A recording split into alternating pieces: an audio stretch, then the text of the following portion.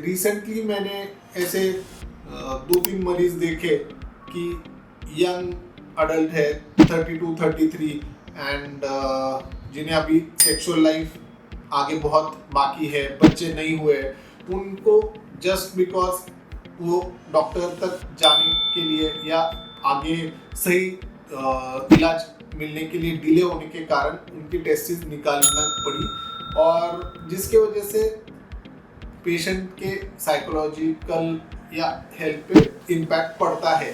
तो मेरा अगर आप ये वीडियो देख रहे हैं तो इसके बारे में अवेयरनेस करना या टेस्टिकुलर पेन को लाइटली नहीं लेना, ये मैसेज सभी लोगों तक पहुंचना बहुत ज़रूरी है। और प्राइमरी केयर जो डॉक्टर रहते हैं, फैमिली डॉक्टर रहते हैं, उनमें भी ये मैसेज पहुंचना बहुत ज़रूरी है। हेलो फ्रेंड्स, मैं doctor Irfan Shaikh, consultant urologist and andrologist at Urolife Stone and Men's Clinic Pune. तो आज एक बहुत ही इम्पोर्टेंट टॉपिक है जिसको बोलते हैं टेस्टिकुलर टॉर्शन। तो टेस्टिकुलर टॉर्शन क्या है? टेस्टिकुलर टॉर्शन एक ऐसा प्रॉब्लम है जिसमें टेस्टिस ट्विस्ट होने के कारण उसके ब्लड फ्लो में रुकावट आती है और उसकी वजह से अगर मरीज को तुरंत ट्रीटमेंट नहीं मिलती है तो टेस्टिस पूरी खराब होने की या उसका काम करने की जो क्षमता होती है उसमें कमी आने की पॉसिबिलिटी है। सबसे पहले हम देखेंगे कि टेस्टिस और उसकी ब्लड फ्लो कैसी होती है। तो टेस्टिस जैसे हम जानते हैं कि राइट और लेफ्ट टेस्टिस होती है, उनको एक स्पर्मेटिक कॉर्ड, एक कॉर्ड लाइक स्ट्रक्चर होता है जिससे जो ब्लड फ्लो करने वाली आर्टरी होती है, नस होती है, उसके थ्रू आती है। तो इसका स्ट्रक्चर ऐसे रहता है कि एक लॉन्ग कॉर्ड लाइक स्ट्रक्चर है और नीचे स्फेरिकल टेस्टिस है। तो अगर टेस्टिस ट्विस्ट हो जाए तो स्पर्मेटिक कॉर्ड, मान लो एक कॉर्ड या धागे की तरह स्ट्रक्चर है, वो अपने आप में ट्विस्ट हो जाता है और उसकी प्रेशर की वजह से जो टेस्टिस की ब्लड फ्लो है रुक जाती है। जैसे कि हम लोग सभी जानते हैं कि कोई भी ऑर्गन को सर्वाइव करने के लिए, जिंदा रहने के लिए ब्लड फ्लो की जरूरत है। तो अगर कुछ समय तक अगर ये ब्लड फ्लो नहीं नॉर्मल हो जाता है तो उस ऑर्गन को परमानेंटली डैमेज होने के चांसेस है। तो टेस्टिस में हम ऐसे मानते हैं कि अगर 6 घंटे तक आपका ब्लड फ्लो अगर रुक जाता है किसी कारणवश, जिसमें टॉर्शन एक बहुत इंपॉर्टेंट कारण है, तो आपकी टेस्टिस परमानेंटली डेड हो सकती है और उसकी वजह से टेस्टिस को निकालना पड़ सकता है और जिसका असर आपकी फ्यूचर सेक्सुअल लाइफ या फर्टिलिटी पे पड़ सकता है। टेस्टिकुलर टॉर्शन कौन से पेशेंट में होता है? तो सबसे कॉमन एज ग्रुप है 12 से 18, जैसे यंग लड़के हैं, युवा है, उनको इसके होने के चांसेस ज़्यादा है।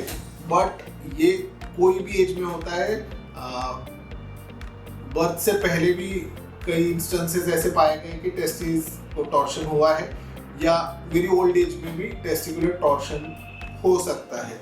तो ये है, इसके कारण, एग्जैक्ट कारण तो पता नहीं है।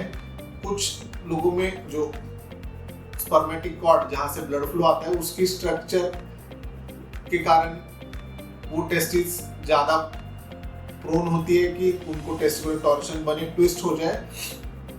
कुछ ऐसे भी मानते हैं कि सडन एक्टिविटी या फिजिकल वर्क या कोई एक्सरसाइज सडनली, जिसकी वजह से वहाँ के मसल्स के अबनॉर्मल मूवमेंट हो जाती है और टेस्टिस घूम जाती है।